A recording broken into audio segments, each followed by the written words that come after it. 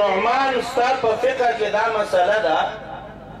یو سړي 4 رکعاته نیت تړلی عبده و رسولو پورې مونځ ووایي نو دا به پاسي که نه 4 رکعاته یي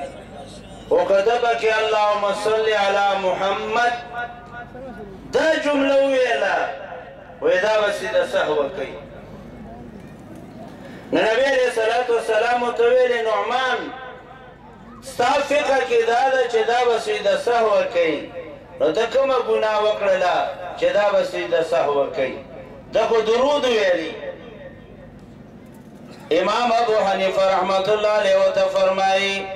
ای زما د سترګو توره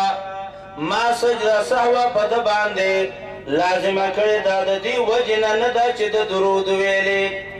بلکې د دې وجې نه ده چې ستا د طریقې نه مخالفت وکړو